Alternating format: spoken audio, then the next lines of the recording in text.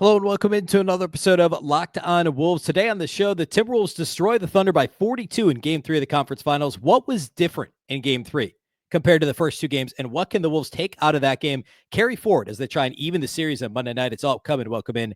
You are Locked On Wolves.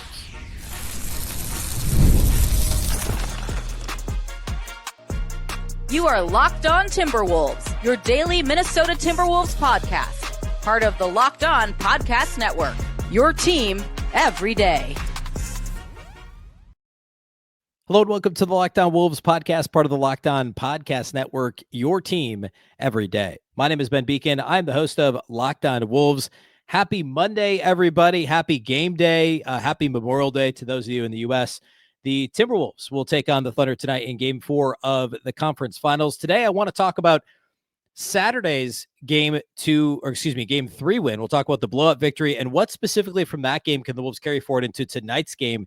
What could have been fool's gold? What could they carry forward? And what was different about the Timberwolves' performance? I've got a list of, 3 or 4 things that that I thought were starkly different from the first two games to Game 3. Some adjustments that the Timberwolves made. We'll talk a bit about TJ Shannon as well.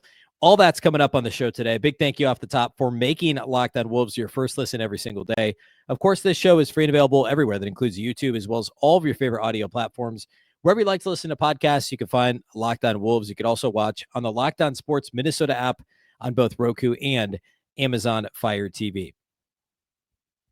All right.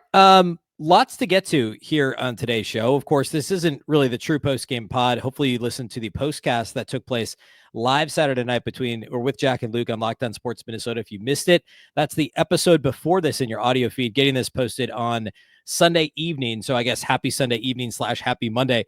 Monday night, of course, Game 4 at Target Center, 7:30 tip. And what I want to do today is talk about all the things that happened in Game 3 that were different than the first two games, the adjustments Minnesota made. I want to start with guarding SGA. I think that was probably the biggest thing. And then second to that, and actually, I guess a little bit related, would be Anthony Edwards' overall performance. First, let's talk about the defense. The Timberwolves' aggression on the defensive end of the floor, to me, was the biggest difference. Schematically, hat tip to JJ Redick, the Timberwolves, I thought did a good job of mixing their coverages. Like as a general rule, they just did a lot better with helping in the gaps. So what I mean by that is instead of like truly putting two on the ball, blitzing the pick and roll consistently, they did a little bit of it. Instead of playing SGA straight up, which they did a lot of in the first two games, they gave gap help. And what that means is the player that's ideally the player that's closest to the ball is playing in the gap. So you're essentially playing him with 1.5 guys. It's what a lot of teams do to Anthony Edwards. In fact, we saw a ton of this. The Lakers did a lot of it late in the regular season. We saw teams doing a lot of it. It's not selling out and blitzing because that obviously opens you up to giving up wide open shots to other guys. It's a bit dangerous for a team that has a really well-oiled machine on offense simply because you could treat it. If you have the ball in your hands, SGA, the way to beat that is to play quicker, to make quicker decisions, to get off the ball quicker. It's essentially you want to make the same decisions you would be if you're getting blitzed, but it doesn't open you up to being in rotation as much defensively. And with the Wolves, they have so many good, long, athletic defenders like Anthony Edwards. He was actually probably the best example of a player who gave the most gap help on SGA because he was rarely the primary defender. It was still usually Jaden McDaniels. Ant was able to help from the gaps. And if you're helping off of, anybody else in the Thunder starting lineup, it's like they don't have anyone else that's going to completely kill you, and you can still recover to get back to a Lou Dort, right? Like if you want to play off of Lou Dort, like he might beat you a couple. He had 2 threes in this game, fine. You could do that. You could play off of even play off of J-Dub, off Jalen Williams. I know he's third team All NBA. I know he's an all-star, but like it's a pick your poison situation. Just like teams help off of Julius Randle at times when they have to.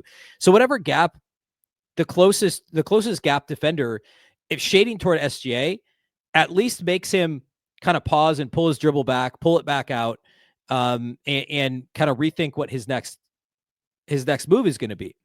It also allows you, if he chooses to drive that gap, you now then have a kind of a natural double team that's going to occur inside the arc and kind of trap him. And so for SGA, he's going to probe and pull it back out and waste more clock. And then you end up with kind of late clock ball movement around the perimeter that ends in hopefully a semi-contested 3. And OKC only shot 32% on threes in this game. And they had, Jalen Williams, not J-Dub, Jalen with an I. Williams was 0 for 6 outside the arc. Isaiah Joe is 0 for 5. Chet Holmgren was just 1 for 4. Like, you force some of these guys into some tough threes late in the clock, and it's a similar result to what teams do when they try and completely stop Anthony Edwards. The other thing the Wolves did differently was they mixed in some of the blitzing. So the Rudy Gobert play that was awesome early in the first quarter, where he just kind of suddenly blitzed SGA and actually just clean stripped the ball from him. The Wolves got a fast break the other way. There's an Anthony Edwards steal that led to a dunk as well. Those blitzes near the timeline, you can't do it all the time. SGA is too good. You can't really do it all the time against anybody in the NBA, but SGA is too good to do that consistently. But if you hit him with a random blitz, like we saw, like both the Lakers and Golden State did this to Ant, and Golden State tried to do it to Mike Conley, like to just surprise guys. You can steal a couple possessions that way and get some easy fast break opportunities the other direction. You just can't do it all the time. And I thought Minnesota was judicious and very smart with how they used those blitzes and those doubles early in the game, mixed in with the gap help. And then the other thing was Jaden McDaniels having a lower pickup point. So while there were a couple of instances where they blitzed SGA out near half court, for the most part, Jaden McDaniels was picking SGA up later, which is a smart decision for a couple of reasons. One, Jaden McDaniels is obviously foul prone. Two, SGA is really good at drawing fouls. And related to that, so I guess 3, is if you pick him up so high, it gives him that many more opportunities to get his head and shoulders past you, hook you, and get you on his hip and keep you there. And then you're either going to foul him trying to get around the hook, or your whole defense is in rotation. Somebody else is picking him up and he can drive and kick, or he can, stop and draw contact and shoot a pull up from 16 feet and, get free throws.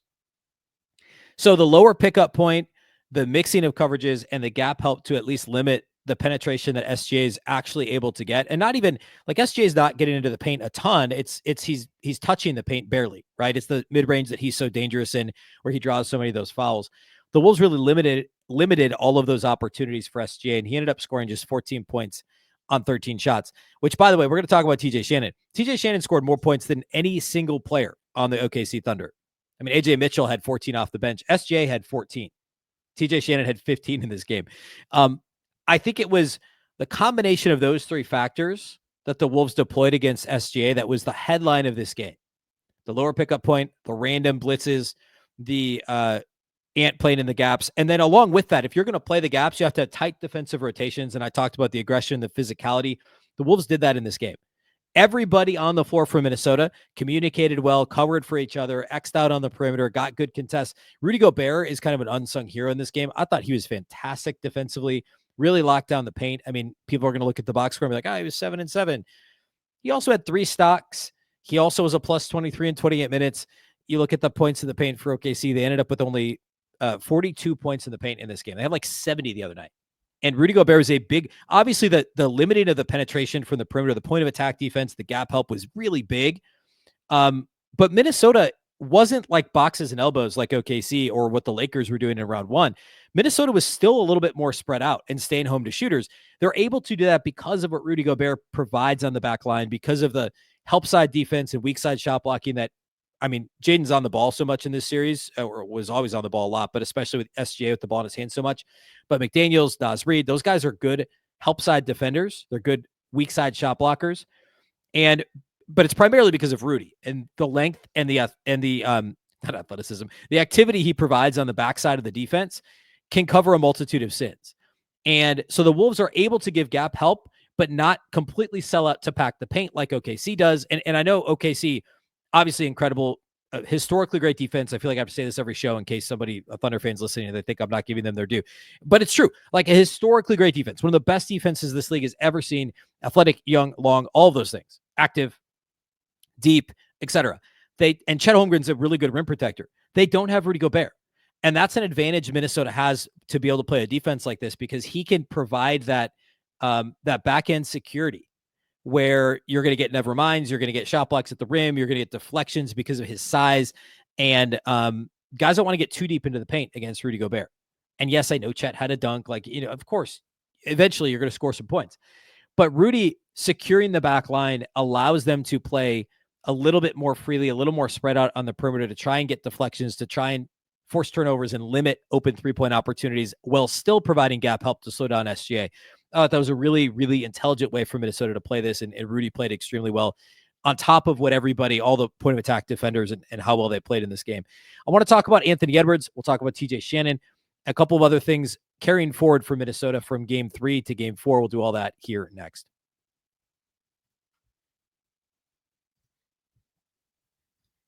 Today's episode of Locked On Wolves is brought to us by our friends at Monarch Money. Ever check your bank account and wonder, hey, where did all my money go? Between dining out, online shopping, and entertainment, it is really easy to lose track, and that's where Monarch Money comes in. Your personal CFO giving you full visibility and control over your finances. Monarch Money isn't just a budgeting app. It's a complete financial command center. You can track all your accounts, investments, and spending in one place, so you can stop just managing your money and instead start building wealth. When I started using Monarch Money, for me, it was food delivery that got me. Happens on the weekends. It happens when I'm watching basketball on the weekends. I do more. I place more food delivery orders than I probably should, but with Monarch Money, I can budget smarter and save more. Plus, the all-in-one convenience of the app is awesome. Instead of juggling multiple financial apps, you can use Monarch to check your finances, track spending, and even plan your long-term goals. Take control of your finances with Monarch Money. Use the code LOCKEDONNBA at monarchmoney.com for 50% off your first year. That's monarchmoney.com, code LOCKEDONNBA for half off your first year.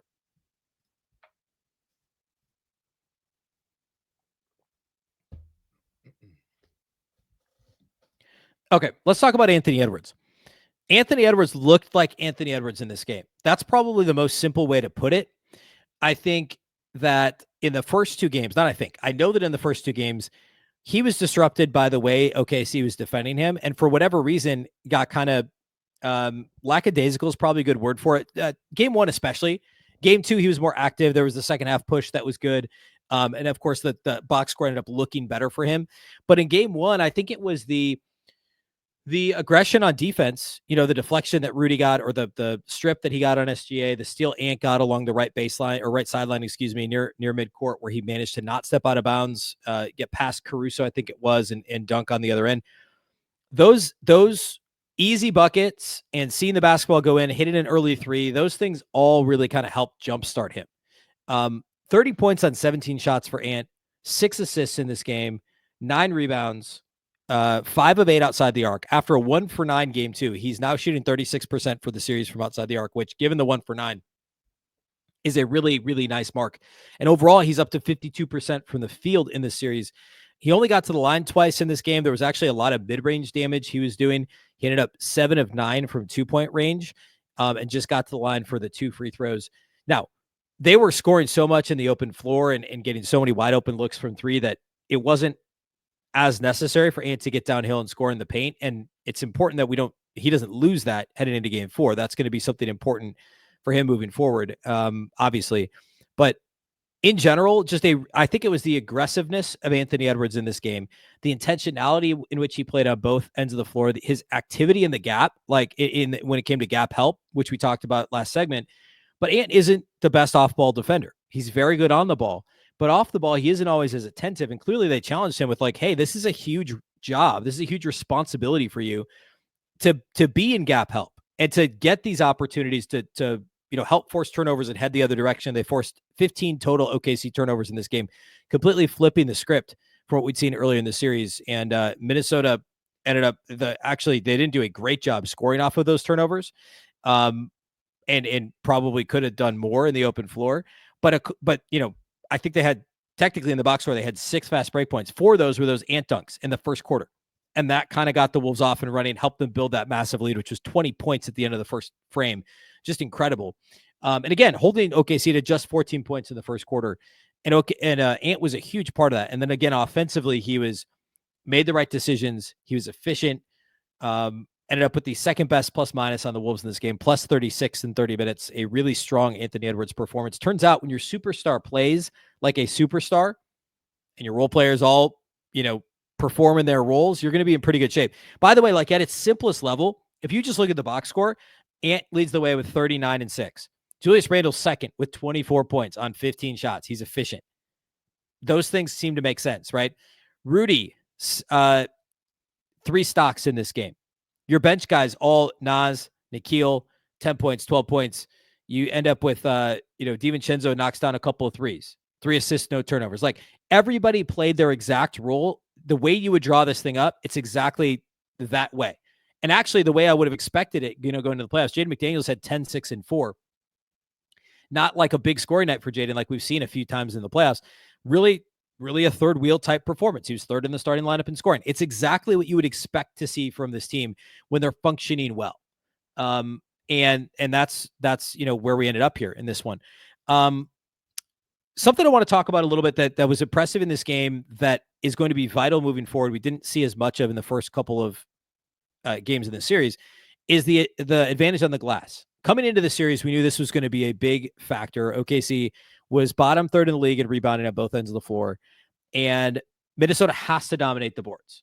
On the offensive glass, it's a bit scary because of how OKC can get out and run. Well, Minnesota, but I said before the series, it was a calculation I thought the Wolves would have to make, being aggressive on the offensive glass. You have to take that risk because the half-court defense is so good for OKC that Minnesota needs to get as many bites at the apple as they possibly can and generate second-chance opportunities, because the first-chance opportunities are going to be really hard because OKC is that good defensively, and they did that in this game. Minnesota had 11 offensive rebounds, 4 of them from Jaden McDaniels, 2 apiece for Rudy, Nickeil Alexander-Walker, and then a couple for Leonard Miller in garbage time. So box score is going to have a lot of garbage time in it, but 11 offensive rebounds for Minnesota. The Wolves were a plus 19 on the glass overall.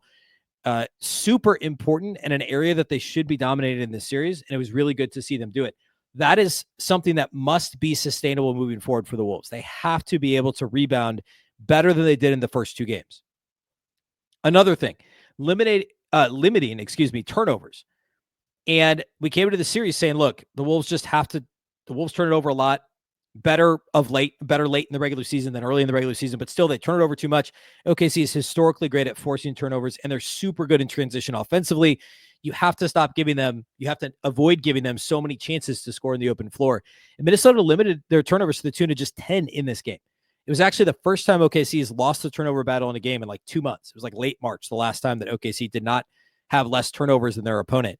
And Minnesota turned over OKC 15 times in this game and turned it over only 10 times themselves. 4 were from Ant, 3 were from Alexander Walker. So again, the ball pressure from OKC is still effective even in this game. And Ant had a couple pretty bad ones where he just dribbled the ball off his leg, kind of silly turnovers like that. Nickeil continues to struggle a little bit with that pressure. And as the de facto backup point guard, that is certainly a weak spot for Minnesota. But limiting those turnovers and limiting the opportunities for OKC to score in the open floor is huge. And then another thing that they can take forward into game 4 tonight or Monday night is, and this is the thing that is maybe fluky is not the right word, but it'll come back down to earth a little bit, the 3-point shooting. And I know if you're an OKC fan, you're looking at this going, they're not going to shoot 50% again. Well, what did I say on this very show all of last week? The Wolves aren't going to keep shooting sub 30%. They shot like 29% in game 1 and 28% or something, 27% in game 2. That wasn't going to happen again. And yeah, if you take the body work from the series across the 3 games, it's much more indicative of how Minnesota shoots. They were really unlucky and law of averages, the first 2 games they were very unlucky. Law of averages pulled them back up in game 3, 50% from outside the arc. So now overall for the series, we're about where the Wolves should be normally. If they have a normal shooting night in one of those first 2 games, or in each of those first 2 games, at least one of those is close down the stretch. That was a huge factor in the Wolves playing so poorly in the first 2 games, was just missing the open threes. We said last week in all the previews we did for the series, the Thunder will give you open threes. You just have to make them. I shouldn't say they're not wide open. They're mostly semi-contested. It's mostly you've got a long athletic wing flying at you, but not getting a true contest. They're not going to block the shot, right? Most of the time. It's just, can you shoot over this wild contest that OKC is going to give you? And the corner threes are going to be there. And Minnesota knocked those down in this game, to an extent that they did not do at all in the first couple of games. Minnesota had 1, 2, 3, 4. They had 7 guys make 2 or more threes in this game. And Avnaz, DiVincenzo, and Alexander Walker each make 2 threes off the bench. It was awesome. And sorely needed for Minnesota. I want to talk next about TJ Shannon, what this rotation could look like as it's tweaked moving forward, and talk about what I expect to see in game 4 on Monday night. We'll do all that here next.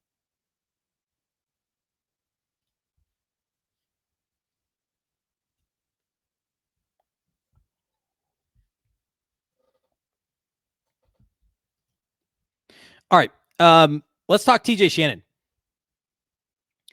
Terrence Shannon Jr., I talked about this a little bit at the start of the series. I think even on the Locked On Thunder crossover that I did, it would have been last Tuesday, so just under a week ago with Rylan Stiles of Locked On Thunder.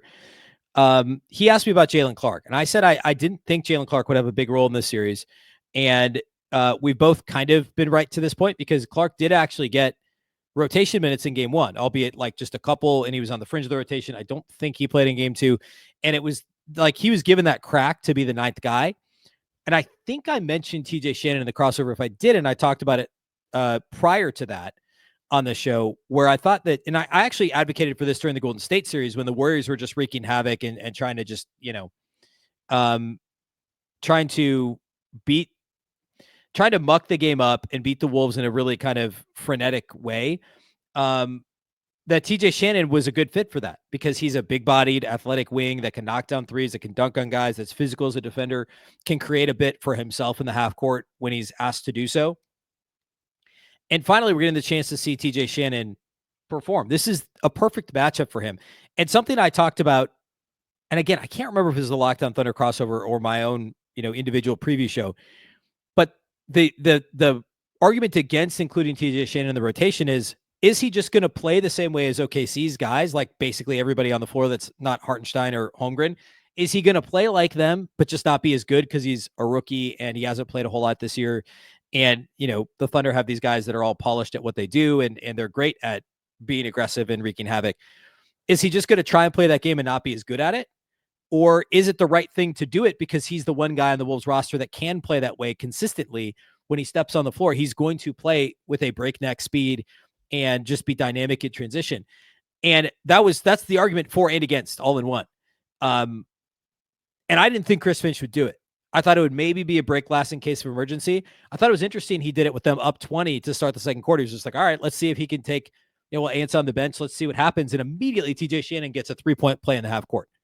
And just the activity level, again, what he did, like we go back and listen to the post-draft show I did, and then I did the Locked On Illini crossover last June after the Wolves drafted TJ Shannon.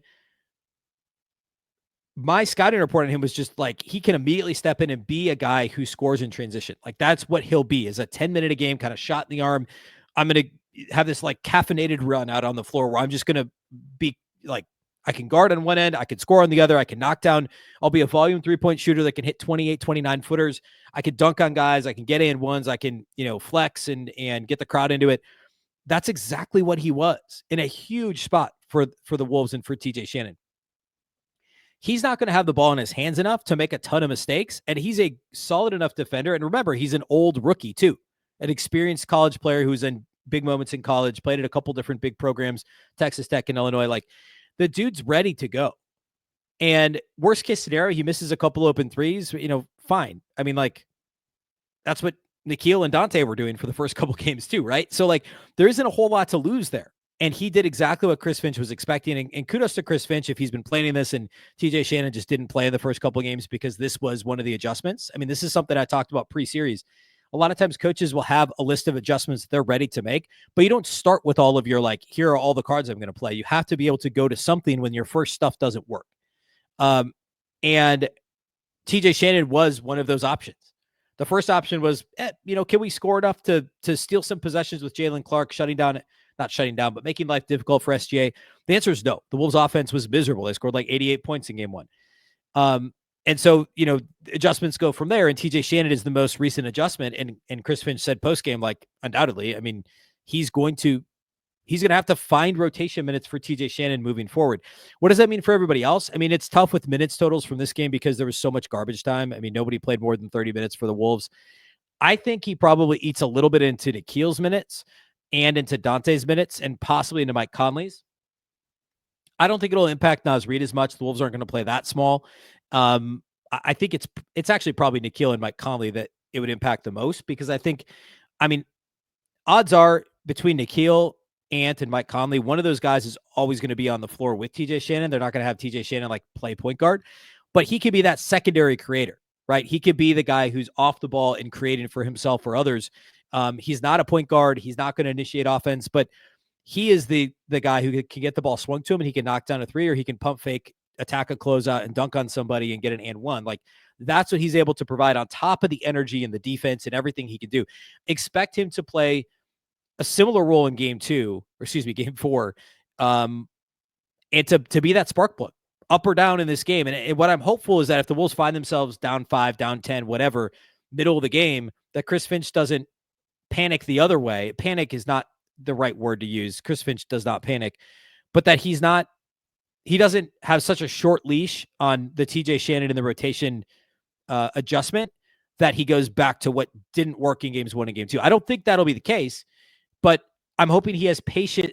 And patience is also a tough thing to have in a playoff series when you're down 2-1. You got to win at home. You can't go back to OKC down 3-1. So it's for all intents and purposes a must-win game for the Wolves, and I think TJ Shannon will play a major role in it. To summarize everything that we saw Saturday, looking forward to Monday night's game, I think the defensive strategy on SGA is you copy and paste it. Like, that is sustainable. The Wolves have the personnel to make it sustainable. It wasn't so gimmicky like the comeback win in February at OKC when they were down 24 in the fourth quarter. It was a straight blitz. Shai put 2 on the ball every time he's got it.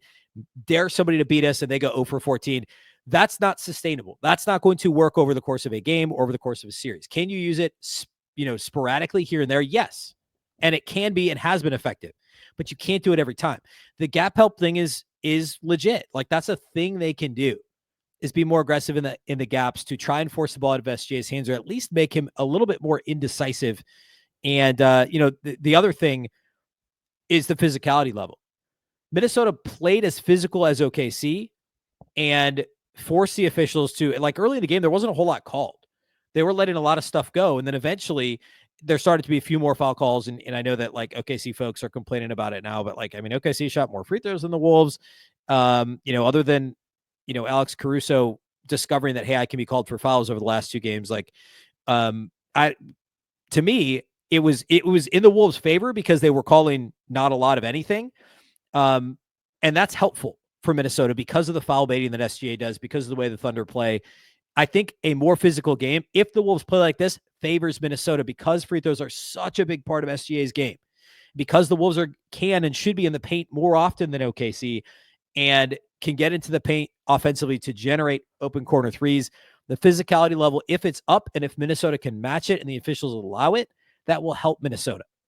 The offensive rebounding is going to be big moving forward, and obviously knocking down open threes. And Anthony Edwards being Anthony Edwards is going to be huge. After tonight's game, we'll once again have the live postcast with Jack and Luke over at Locked On Sports Minnesota on YouTube. As always, that audio will be right here on this audio feed. The next episode in the Locked On Wolves audio feed will be that postcast. I'll be back early Tuesday, really actually late Monday night, early Tuesday, with the post-game pod talking about game 4 and hopefully an even series as the Wolves head back down I-35 to take on OKC on Wednesday for what will be game 5 in the series. That's all we got for you today here on the show. Big thank you for making Locked On Wolves your first listen every day. Of course, this show is free and available everywhere. That includes YouTube as well as all of your favorite audio platforms. You can also watch on the Locked On Sports Minnesota app on Roku and Amazon Fire TV. And of course, you can also follow on X at Locked On T Wolves and also at Beecken with 2 B's, 2 E's, CKEN. Of course, the Locked On Wolves podcast is part of the Locked On Podcast Network. Remember, the Locked On Network is your local experts on all the biggest stories. And a reminder for your second listen, you can check out the Locked On NBA Big Board Show. NBA draft expert Rafael Barlow reacts to every workout, interview, and rumor leading up to the NBA draft. Find Locked On NBA Big Board on YouTube or wherever you listen to podcasts. Once again, I'm Ben Beecken. This is the Locked On Wolves podcast, and we'll catch you next time.